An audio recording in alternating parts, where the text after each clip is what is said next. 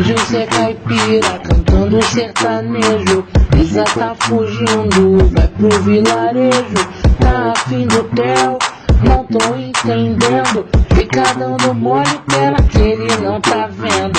Joaquim querendo a Manuela e o Felipe sonhando com a Isabela.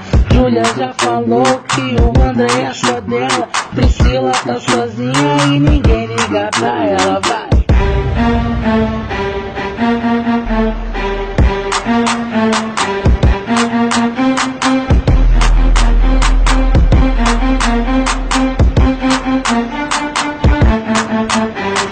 Na mansão ficou a Manuela e a Regina ameaçando ela.